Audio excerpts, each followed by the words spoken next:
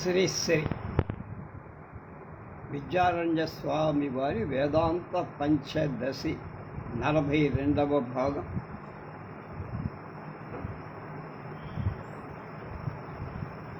పన్నెండు 7:25 అష్టమ ప్రకరణం, కూటస్థ దీప ప్రకరణం అంటారు దాన్ని. దానిలో ఉన్నాం. అందులో 21వ శ్లోకం. సంధయో అఖిల వృత్తీనాం అభావాశ్చావభాసితా నిర్వికారేణ ఏనాసౌ కూటస్థ ఇతి చ ఉచ్యతే.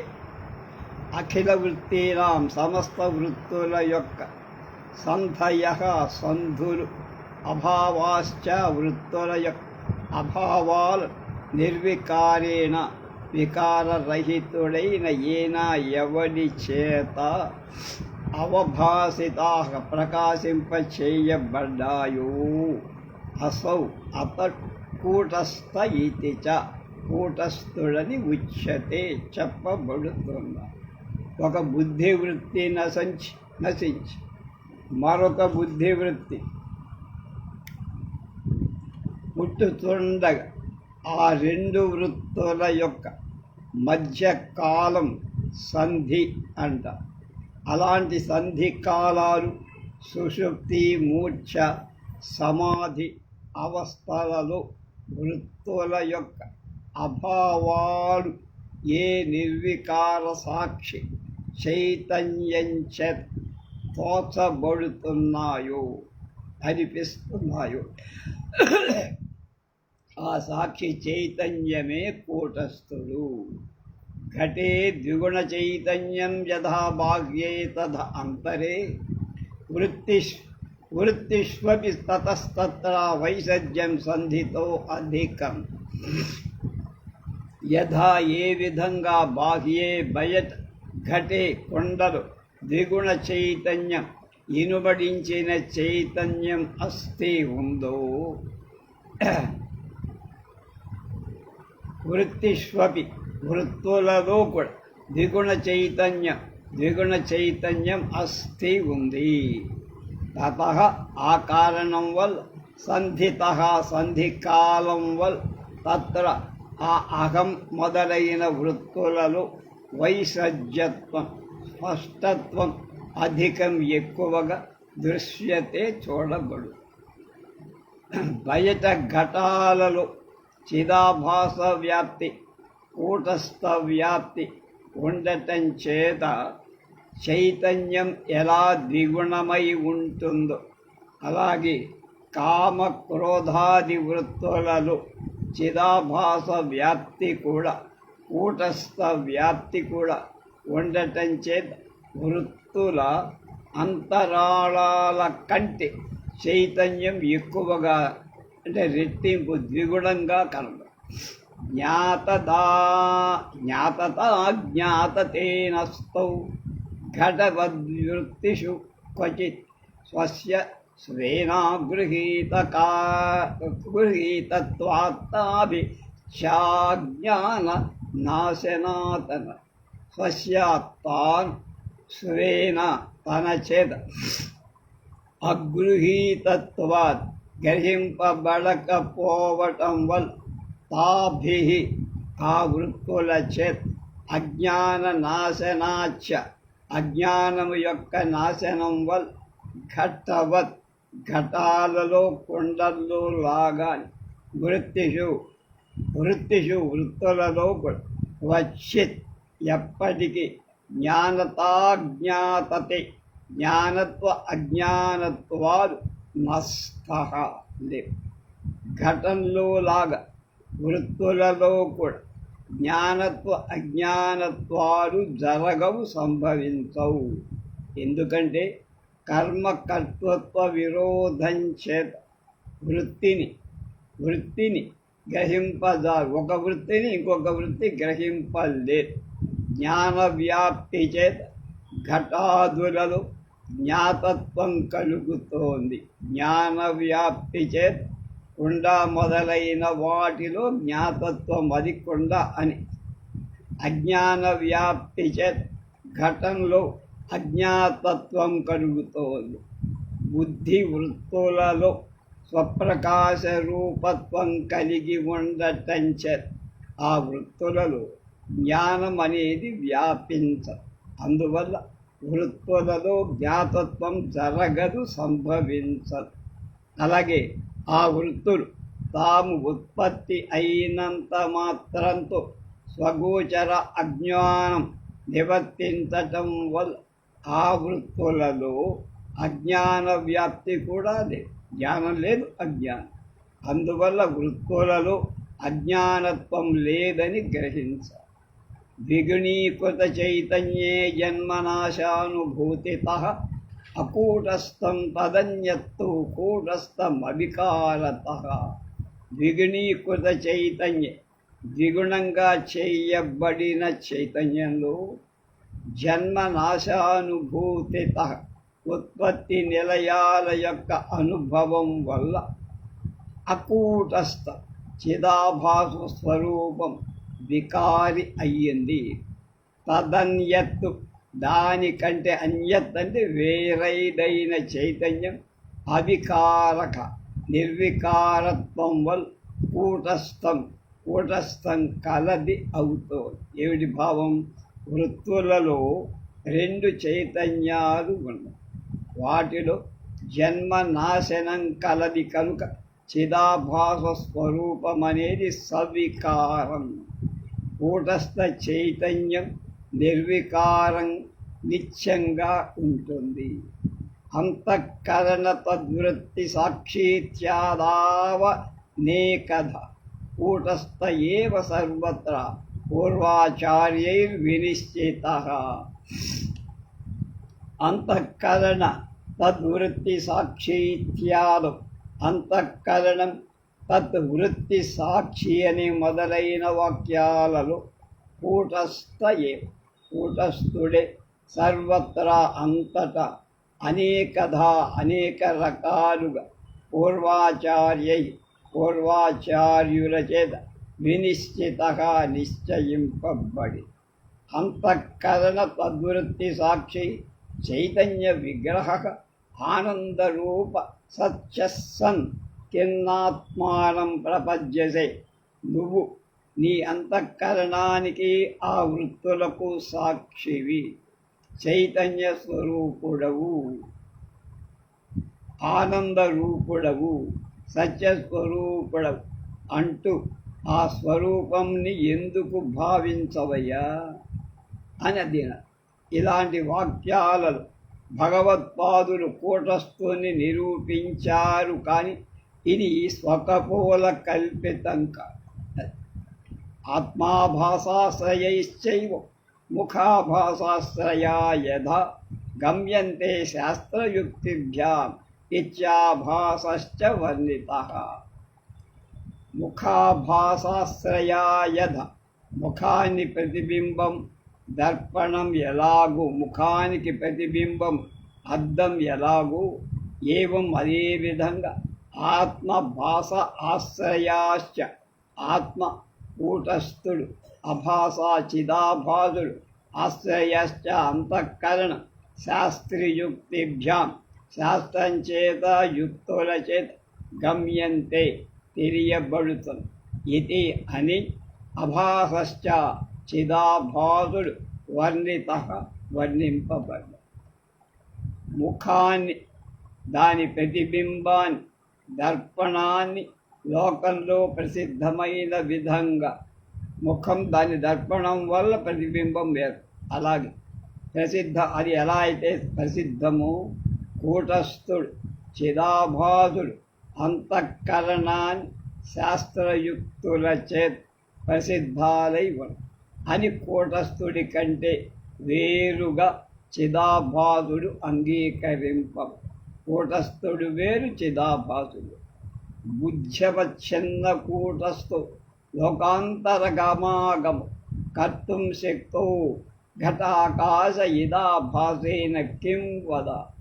బుద్ధ్య అవచ్ఛిన్న కూటస్థ, బుద్ధి పరిచ్ఛిన్నం అవటం చేత కూటస్థుడు లోకాంతర గమాగము, స్వర్గాది లోకాలని గురించి, గమాగమనాన్ని గురించి, గమన ఆగమనం, వెళ్ళటం రావటం గురించి, ఘటాకాశయు ఘటాకాశంలాగా కర్తం చేయటం కోసం శక్త సమర్థ అభాసేన చిదాభాసుడితో కిం ఏం ప్రయోజనము వద చెప్పరా అన్న. బుద్ధిలో వ్యాపించి ఉన్న కూటస్థుడు ఘటాకాశం వంటివాడు. అతడు స్వర్గాది లోకాల గమనాగమనం చెయ్యగలిగిన సమర్థ. బుద్ధిలో చైతన్య ప్రతిబింబం అంగీకరించినందువలన ప్రయోజనం ఏముందో చెప్పవయ్యా. ఏం ప్రయోజనం లేదే అన్న. శృణ్వసంగ పరిచ్ఛేదమత్ర జీవో భవేన్నహి అన్యథా ఘటకుడ్యాద్యైరవచ్ఛిన్నస్య జీవత. శృణు వినరా అబ్బాయి. అసంగ సంగం లేని చిదాభాసు, దేనికి అంటుకోనటువంటి చిదాభాసు, పరిచ్ఛేద మాత్రాత్ చేరినంత మాత్రంచ జీవుడు నా భవేద్ధి కాజాలడు కదా. అన్యథ అలా కాకపోతే ఘటకుడ్యాద్యై కొండ గోడ మొదలైన వాటి చేత అవిచ్ఛిన్నస్య కూడుకొన్న చైతన్య జీవత్వం భవేత్ కావాల్సి వస్తుంది. ఎట్లా అయితే కొండ గోడ మొదలైన వాటి వ్యాప్తమైన చైతన్యం జీవుడు కాకుండా ఉంటాడు, అలాగే అంతఃకరణంలో వ్యాపించిన కూటస్థ చైతన్యానికి జీవత్వం లభించదు, ఘటించదు.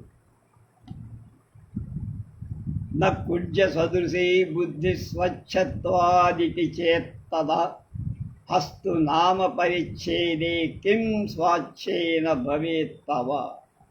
బుద్ధి స్వచ్ఛత్వాత్ నిర్మలం అవటం వల్ల కుడ్య సదృశి గోడ వంటి నేతి చేత్ కాదంటే తథా ఆ విధంగానే అస్తు నామ అయితే అవ్వచ్చు. కానీ పరిచ్ఛేది అవచ్ఛిన్నత్వ పక్షం స్వాచ్ఛేన స్వచ్ఛతంచ తవాని కిం ఏమీ భవేత్ అవుతుంది, ఏం లాభం అంటే అర్థమేంటి? బుద్ధి చాలా నిర్మలమైంది, గోడ మలినమై, కనుక రెండు సమానాలా అంటే కనుక అలాంటి సమానాలు కాకపోతే అలాంటి ఉపాధుల భేదం అవచ్ఛేద పక్షంలో అవచ్ఛిన్నుల లాభ నష్టం ఏం చెయ్యదు. దానివల్ల నష్టం లేదు, లాభం. ప్రస్థేన దారుజన్యేన కాంసజన్యేన వా నహి విక్రేతు స్థండులాదీనాం పరిమాణం విశిష్య. దారుజన్యే పొయ్య వల్ల పుట్టిందిక, కాంసజన్యేన కంచు వల్ల ఏర్పడిందిగా. ప్రస్థేన కుంచెం చేత విక్రేతు అమ్మేవాడి తండూలాదీనాం బియ్యం మొదలైన వాటి పరిమాణం కొలత దహి విశ్వసే తారతమ్యాన్ని పొందదు. కొంచానికి ఏం తారతమ్యం లేదు, ఎవడు కొంచెం. అమ్మేవాడికి కంచుమానికతో కొలిచిన, కొయ్యమానికతో కొలిచిన బియ్యం మొదలైన వారి పరిమాణం సమానంగానే ఉంది. కొయ్యదాంతో కొలిచినా ఒకటే, ఇనపదాంతో కొలి. అలాగే అంతఃకరణ అవచ్ఛిన్నుడు జీవుడైతే ఘటకుడ్యాద్యవచ్ఛిన్నుడు జీవుడు ఎందుకు కాకూడదని శంకించేవాడికి జవాబు. పరిమాణా విశేషేపి ప్రతిబింబో విశిష్యతే కాంక్షే యది తదా బుద్ధా అప్యాభాసౌ భవేద్బలాత్. పరిమాణా విశేషే పరిణామం అంటే మార్పులో తారతమ్యం లేకపోయినా కాంక్షే కంచుమానికయన్ ప్రతిబింబం విశిష్యతే అతిశయిస్త ఇది ఇలా అంటావా నువ్వు? కదా అప్పుడు బుద్ధిలో కూడా అభాసక చిదాభాసుడు బలాత్ నీ వాక్యం వల్ల భవేత్ అవుతాడు. దారు పాత్రలో, కొయ్య పాత్రలో, కాంస్య పాత్రలో పరిమాణం ఒక్కటే. దానిలో ఎన్ని బియ్యం పడతాయో దీనిలో కూడా అన్ని. కంచు పాత్రలో ధాన్యం ప్రతిఫలిస్తుంది. అలా అన్నావా? కంచు పాత్ర వంటి అంతఃకరణంలో చైతన్యం ప్రతిబింబిస్తుందని ఒప్పుకున్నట్టే కదా. ఆ ప్రతిబింబమే కూటస్థుడి కంటే వేరైన చిదాభాసుడని అంగీకరింపక తప్పదు అని చెప్పి ఈషద్భాసన సమాభాస ఈషద్భాస నమాభాస ప్రతిబింబస్తథా విధ బింబలక్షణహీన సన్ బింబవద్భాసతే న సహి ఈషద్భాసన బుద్ధిగా ప్రకాశించట అభాసం ప్రతిబింబం తథావిధ అలాంటిదిగానే ఉంది. సహ ఆ ప్రతిబింబం బింబలక్షణహీన సన్ బింబలక్షణం లేనిది అవుతుంది. బింబవత్ బింబంలాగానే భాసతేహి ప్రకాశిస్తోందిగా. అభాసం అంటే కొద్దిగా ప్రకాశించేది, అదే ప్రతిబింబం. అలాంటి ప్రతిబింబ లక్షణం లేక బింబంలాగానే భాషిస్తుంది కనుక ప్రతిబింబమనిన చిదాభాసుడైన ఏదైనా ఒకటే అబ్బాయి అన్నారు. ససంగత్వ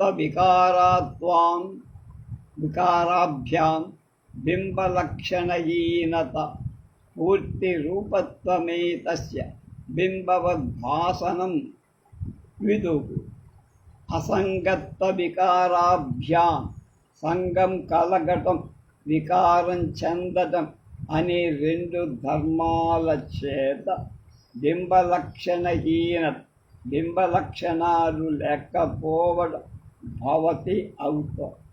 ఏతస్య ఈ ప్రతిబింబానికి స్ఫూర్తి రూపత్వం, ప్రకాశ రూపత్వం బింబవత్ బింబంలాగానే భాసనం ప్రకాశించుట అని విదుహు జ్ఞానుడు తెలుసుతారు.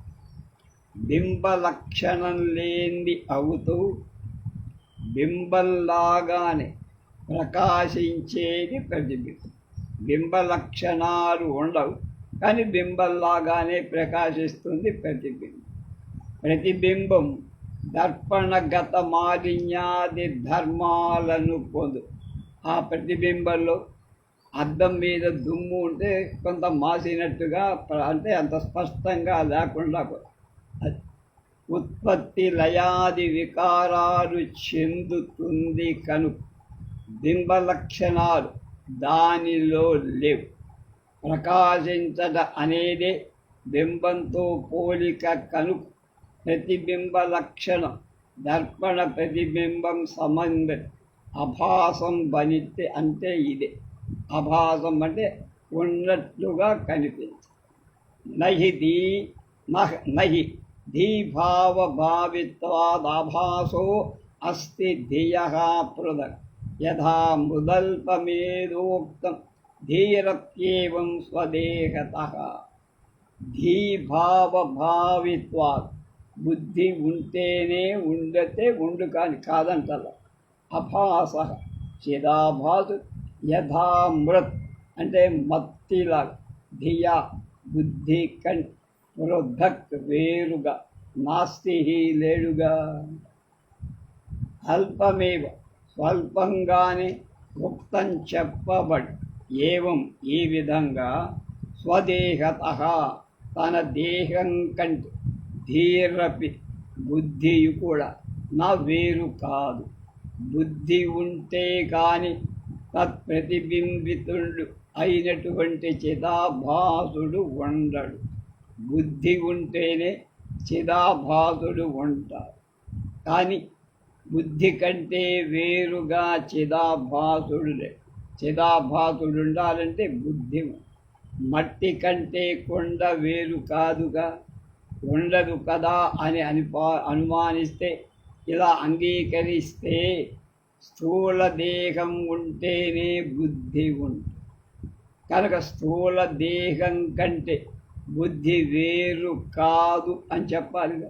కనుక ఈ పూర్వపక్షం యుక్తం కాదని సిద్ధాంతి ప్రతిబంధి ఇచ్చేస్తుంది.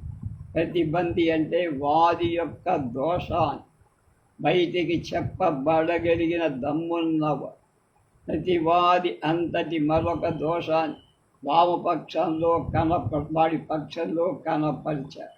అది ప్రతిబంధి అంటే జవాబు చక్కగా చెప్పగలి. దేహే మృతేపి బుద్ధిశ్చేత్ శాస్త్రాదస్తి తథా సతి బుద్ధేరన్య స్థితాభాసః ప్రవేశ స్మృతిషు శ్రుతః. దేహే శరీరం మృతేపి మరణించిన శాస్త్రాత్ శాస్త్రం వలన బుద్ధి అస్తి చేత్ ఉంది అని అంటావా నువ్వు? తథాసత్ అలా అయితే అబ్బాయి బుద్ధి కంటే అన్యగా వేరైన చిదాభాసుడు ప్రవేశ శృతులలో శృతగా చెప్పబడ్డ. శరీరం బుద్ధి ఒక్కటి కాదు. శరీరం నష్టమైన సూక్ష్మ శరీరమైన బుద్ధి కలదని శాస్త్రం చెబుతున్నదని నువ్వు అంటావా? బానే. అలాంటి శాస్త్రం బుద్ధి కంటే వేరుగా చిదాభాసుడు బుద్ధిలో ప్రవేశిస్తాడని చెబుతోందిగా. కనుక బుద్ధి కంటే వేరుగా చిదాభాసుని అంగీకరించి తీరాల్సిందే. You must. ధీయుక్తస్య ప్రవేశశ్చేన్నైతరేయే ధియః పృథక్ ఆత్మా ప్రవేశం సంకల్ప్య ప్రవిష్ట ఇతి గీయతే. ధీయుక్తస్య బుద్ధితో కూడి చిదాభాసుడి ప్రవేశశ్చేత్ ప్రవేశం ఉంది అంటావా? నాకు కాదు. ఐతరేయ శృతిలో ధియగా బుద్ధి కంటే పృథక్ వేరుగా ఆత్మ ప్రవేశాన్ని సంకల్పి ప్రవిష్టగా ప్రవేశించింది ఇది అని గీయతే చెప్పబడుతుంది.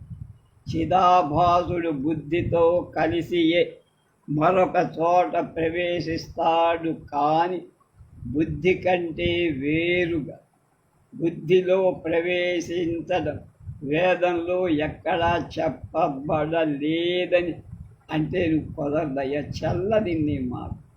ఐతరేయ శృతిలో చిదాభాసుడు సంకల్పపూర్వకంగా బుద్ధిలో ప్రవేశించినట్టు చెప్పబడింది.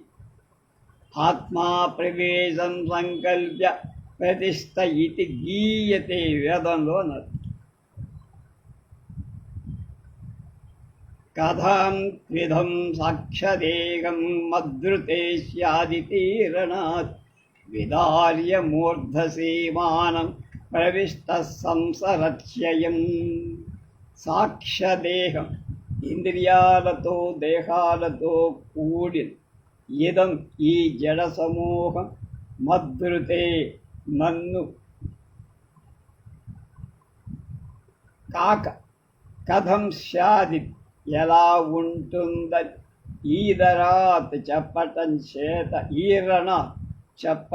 చేత మూర్ధసీమాన కపాల మధ్య ప్రదేశాన్ని విదార్య భేదించి ప్రవేశించిన వాడు అయం ఈ చిదాభాసు సంసరతి సంసారాన్ని పొందుతున్నాడు. శరీరం ఇంద్రియాలు మనస్సు మొదలైనవన్నీ జడ సమూహం. నేను లేంది ఉండదని శిరోభాగం భేదించుకొని చిదాభాసుడు లోపలికి ప్రవేశించి సంసారం అనుభవిస్తున్నాడని ఐతరేయ వేదంలో శృతిలో చెప్పు. ఇక్కడ బుద్ధి కంటే వేరైన చిదాభాసుడు బుద్ధిలో ప్రవేశించాడని చెప్పడానికి 1-2 ఉదాహరణలు. కథం ప్రవిష్టో సంగశ్చే సృష్టిర్వాశ్చ కథం వద మాయికత్వం తయోస్తుల్యం విశాశ్చ సమస్తయోః. అసంగః అసంగుడైనటువంటి ఆత్మ కథం ఏ విధంగా ప్రవిష్టశ్చే ప్రవేశిస్తుందంటావా అస్య ఈ అసంగుడనే ఆత్మకు సృష్టిర్వా సృష్టి అయినా కథం ఎలా అవుతుంది వదా చెప్పయ్యా నువ్వు. తయోః ఆ ప్రవేశించేవాడి సృష్టించేవాడి మాయికత్వం మాయామయత్వం తుల్యం సమానం. తయో ఆ ఇద్దరికి వినాశశ్చ వినాశనం సమం. అసంగుడైనటువంటి ఆత్మ అంతఃకరణలో ఎలా ప్రవేశించాడు అని నువ్వు అనుమానపడదు. అసంగమైనటువంటి ఆత్మ ఎలా జగత్తును సృష్టించిందో చెప్పు. సృష్టించటం మాయికమంటవా, ప్రవేశించటం కూడా అలా. అది మాయ అంటే ఇది మాయ. సృష్టించేవాడు మాయికు లరుటంచె శృతి ఎందరు వీళ్ళది నాశనాన్ని చెప్పుటయే. వీళ్ళకి స్థిరత్వం లేదు, వాడు నశిస్తారని చెప్పి. సముత్థాయైష భూతేభ్య స్థాన్యేవాను వినశ్యతి వినస్తిమితి మైత్రేయై యాజ్ఞవల్క్య ఉవాచ. దీనికి గట్టి సమాధానం యాజ్ఞవల్క్య మహర్షి చెప్పారు. ఏషః ఈ ఆత్మ భూతేభ్య పంచభూత కార్యాలై దేహేంద్రియాది రూపాలను సముత్థాయ జీవత్వ అభిమానాన్ని పొంది తాన్యేవ దేహాదులు వినష్టిం నాశనాన్ని పొందుతుండగా అనునవిష్యతి అనుసరించి నాశనం పొందుతున్న జీవత్వాభిమానం విడిచిపెడుతున్నాడని యాజ్ఞవల్క్య ఋషి మైత్రేయి భార్య అయిన మైత్రేయి ఉవాచాహి చెప్పాడు కదా. కనుక జీవుడు పంచభూతమయం అయినందువల్ల అంతఃకరణమనే ఉపాధి వలన జీవత్వ అభిమానం పొంది అది నశించినప్పుడు తాను కూడా నశిస్తున్నాడు. మళ్ళీ జీవుడు పంచభూతమైన అంతఃకరణమనేటువంటి ఉపాధి పొంది జీవత్వ అభిమానాన్ని చెంది అది ఎప్పుడైతే నశించిందో తాను కూడా నశిస్తాడు. అంటే జీవత్వ అభిమానం వదిలి పెడతాడు అని యాజ్ఞవల్క్య శృతి చెబుతోంది. అవినాశ్యయమాత్మే కూటస్థః ప్రవివేచిత మాత్రా సంసర్గ ఇచ్చేవ అసంగత్వస్య కీర్తనాత్. అయం ఆత్మ ఈ ఆత్మ అవినాశీతి నశించేవాడు కాడని చెప్పే శృతి చేత కూటస్థుడు మాత్రా సంసర్గ విషయాలతో కూడికొన్నవాడు కాడు. ఇచ్చేవం ఈ విధంగా అసంగత్వము యొక్క కీర్తన చెప్పడం వల్ల ప్రవివేచిత వివేచన చెయ్యబడ్డ ఆత్మ నశించేవాడు కాడు. అతడు దేహాదులలో సంసక్తి పొందడు అని చెప్పడం చేత బృహదారణ్యక శృతి కూటస్థున్నే ప్రతిపాదిస్తోందని గ్రహించు. జీవాపేతం వావ కిల శరీరం మ్రియతే న సహ ఇత్యత్ర न विमोक्षोऽर्थः किन्तु లోకాంతరే గతి. జీవాపేతం, జీవుడి చేత అపేతం వదిలిపెట్టబడినటువంటి శరీరం వావకిల, శరీరమే మ్రియతే నశిస్తూ సహా ఆ చిదాభాసుడు అంటే జీవుడు, అచిదాభాసు అంటే చిదాభాసం లేనివాడు జీవుడు. నంబ్రియతేటి నశింపడని అత్ర ఈ శృతిలో వేదంలో వేదవాక్యం విమోక్ష మోక్షం అర్థ అర్థం న కాదు. కింటూ అంటే ఇంకా ఏం చెప్పాలంటే లోకాంతరే, లోకాంతరంలో గతి ప్రాప్తి అవుతారు. జీవాపేతం అనే శృతి శరీరం నశిస్తుంది కానీ జీవుడు నశించడని చెబుతోంది. జీవుడు నశిస్తాడు అని నువ్వు ఎలా చెప్పావని అడగద్దు. ఆ శృతి మోక్షాన్ని చెప్పటంలా జీవుడు స్థూల శరీరం వది లోకాంతరాలకు పోతోందని మాత్రమే చెప్పు. కానీ మోక్ష దశలో జీవత్వం నశింపదని చెప్పటం లేదు. అంటే జీవుడికి దేహాంతర ప్రాప్తి చెప్పిందో అని చెప్పిందే కాదు, మోక్ష దశలో నాశనం లేదని ఈ శృతి చెప్పటం లేదని భక్తి. నాహం బ్రహ్మేతి బుధ్యేత స వినాశేతి చేన్న తత్ అసమానాధికరణ్యస్య బాధాయామపి సంభవాత్. సహా వినాశి ఆ నశించే జీవుడు అహం బ్రహ్మేతి నేను బ్రహ్మం అంటే నా బుద్ధే చేతి తేత్ ఎరగడని అంటావా? బ్రహ్మం అని ఎరగడు వాడికి తెలియదంటావా? తత్ అట్లా నాకు కాదు. పొరప సమానాధికరణ్య సమాన అధికరణ్యాన్ని బాధయామపి బాధలో కూడా సంభవాత్ సంభవించటం పూర్వవాక్యంతో అన్వయం.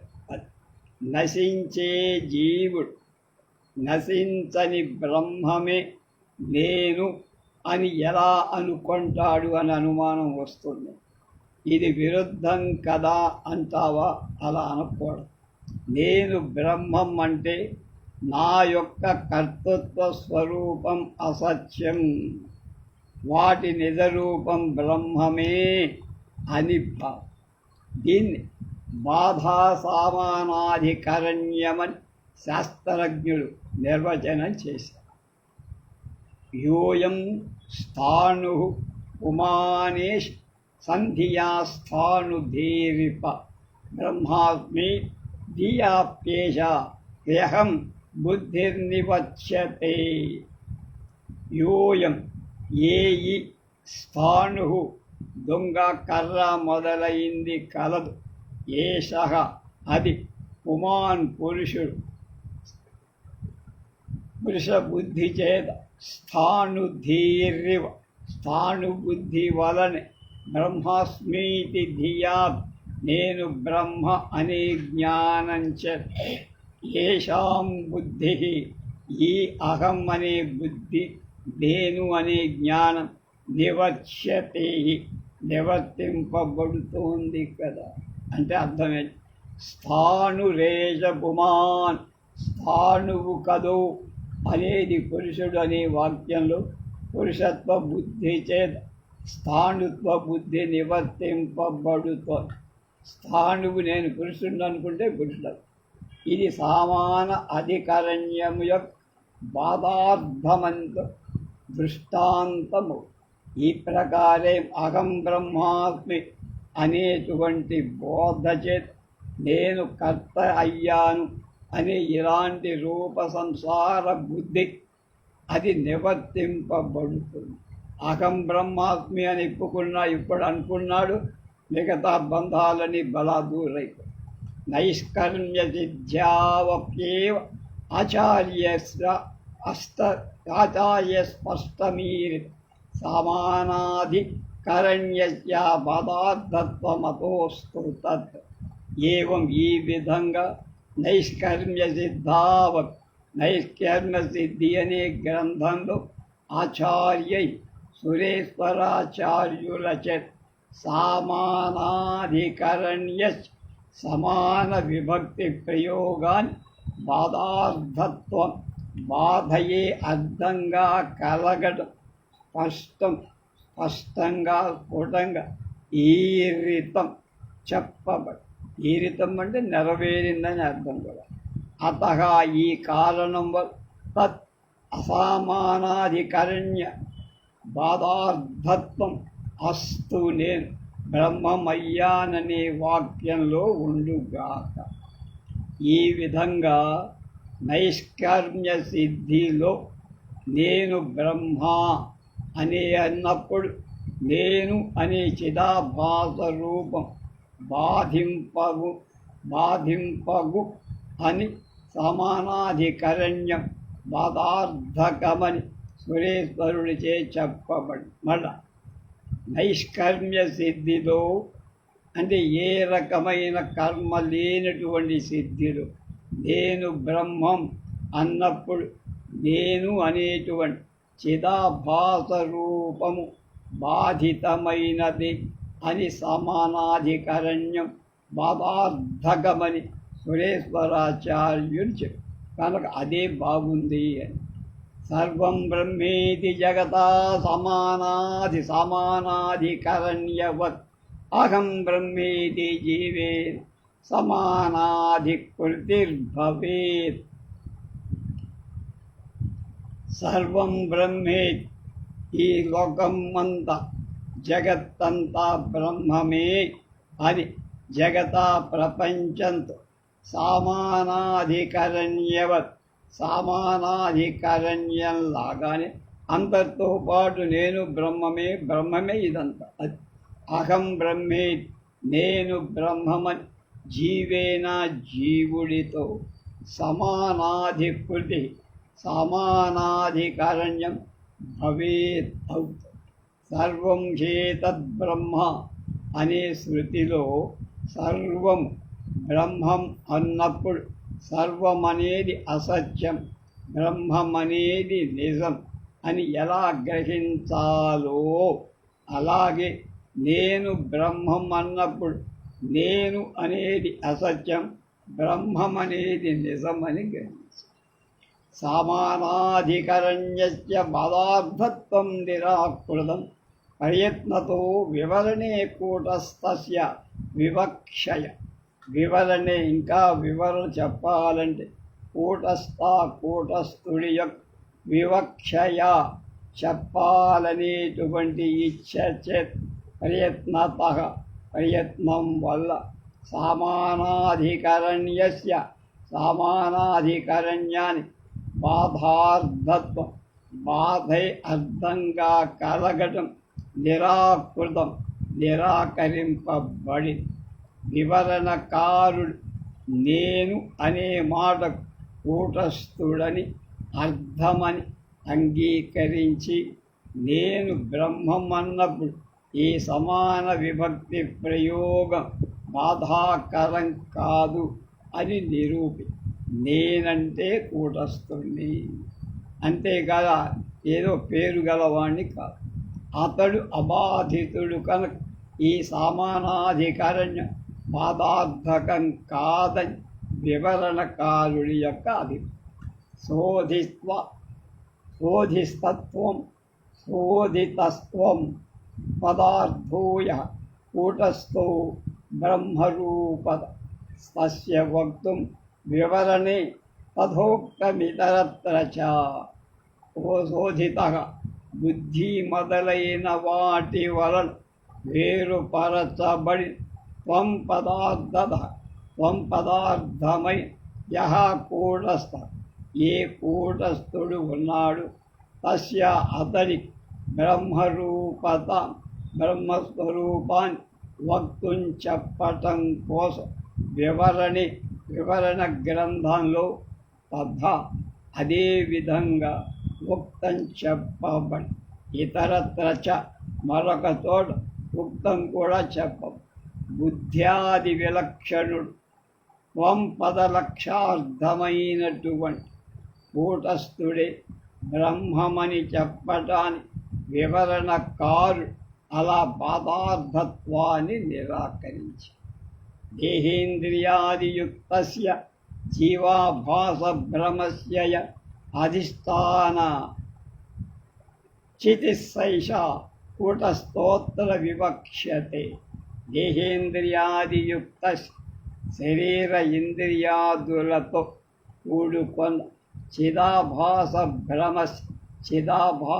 భ్రమ యా అధిష్టాన చితి, ఏ అధిష్టాన చైతన్యం కలదో ఉందో సైష ఆ చైతన్యం అత్ర ఈ శాస్త్రంలో కూటస్థుడని వివక్షతే, వివక్ష చేయబడుతోంది, అంగీకరింపబడు. దేహేంద్రియాదుల తాదాత్మ్యాన్ని పొంది, దేహం ఇంద్రియ తాదాత్మ్యాన్ని పొందినది చిదాభాసుడికి ఆధారమయ్యినటువంటి చైతన్యమే కూటస్థుడని వేదాంత శాస్త్రం ఢంకా బజాయించి జగద్భ్రమస్య సర్వస్య యదధిష్టాన సమీరితం త్రయం త్రయ్యంతేషు తదత్ర స్యాద్బ్రహ్మ శబ్ద వివక్షితం. సర్వస్య సమస్తమయ జగద్భ్రమస్య జగత్ అనేటువంటి భ్రమ త్రయ్యంతేషు ఉపనిషత్తులలో, త్రయి అంటే వేద, అంచేషు చివరి వేదాంతంలో అంటే ఉపనిషత్తులో, యత్ ఏది అధిష్టానమని ఈరితం చెప్పబడి తత్ అది అత్ర ఈ మహావాక్యంలో బ్రహ్మశబ్ద వివక్షిత, బ్రహ్మశబ్దం అనే దానితో చెప్పబడింది. శతవుతారు సకల జగత్కల్పన ఆధారభూతమై వ్యాపకమైన చైతన్యమే బ్రహ్మశబ్ద అర్థం. మళ్ళా సకల జగత్కల్పన ఆధారభూతమై విస్తృతం వ్యాపకమైన చైతన్యం ఏదైతే ఉందో అదే బ్రహ్మ అనే దానికి అర్థం. ఏకస్మిన్నేవ చైతన్య జగదారోప్యతే యదా తదా తదేకదేశస్య చిదాభాసస్య కథా. ఏకస్మిన్నేవ ఒక్కటే అయిన చైతన్యం జగత్తు ప్రపంచం యదా ఎప్పుడు ఆరోప్యతే ఆరోపింపబడుతూ ఉంటుందో తదా అప్పుడు తదేకదేకస్య దేశస్య జగతంతర్భూతుడైన చిదాభావస్య జీవుడికి కల్పన కదా ఎక్కడిరా. జగత్తంతా బ్రహ్మంలో కల్పితమని ఒప్పుకొని జగత్ ఏకదేశభూతుడైన చిదాభాసుడు బ్రహ్మమవుతాడని కూటస్థుడిలో కల్పితుడవటానికి సందేహమే ఉంది. ఒక చోట ఉంటే ఒక చోట ఉండడా. జగత్తదేకదేశాఖ్య సమారోప్యస్య భేదత తత్వం పదార్థౌ భిన్నౌ స్థౌ వస్తుతత్వైకతాచిదే. జగత్తదేక దేశాఖ్య సమారోప్య జగత్ ఈ ప్రపంచం తద ఏకదేశ జగదేకదేశమైన అంతఃకరణమని సమారోప్యస్య ఆరోపింపదగిన పదార్థము యొక్క భేదత భేదం వల్ల తత్వం పదార్థం తత్పదార్థత్వం పదార్థాలు తత్పదార్థం త్వం పదార్థం భిన్నౌ భిన్నాలుగా స్థః అవుతాయి. వస్తుత యథార్థంగా నిజాన్ని చితే చైతన్యాన్ని ఏకత్వం అస్తి ఉంది. జగత్కల్పనకు ఆధారమైన బ్రహ్మము తత్ పదార్థం. జగత్తులో చేరిన అంతఃకరణపు కల్పనకు ఆధారమైన చైతన్యం త్వం పదార్థం. ఈ కల్పితాలను వదిలి చూస్తే చైతన్యం ఒక్కటే కదా. కర్తృత్వాదీన్ బుద్ధి ధర్మాన్ పూజ్యాఖ్యాం ఆత్మరూపత దధద్విభాతి పురత అభాసోతో భ్రమో భవేత్.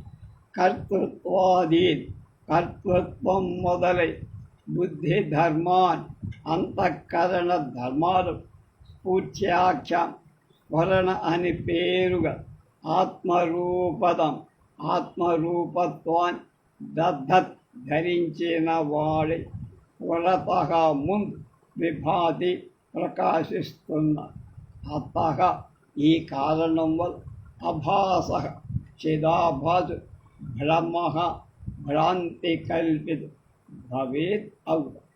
చిదాభాసుడు నేను కర్త అని అనుకుంటా. కర్తృత్వం తందిక తన బుద్ధి ధర్మం, ప్రకాశించటం ఆత్మధర్మం.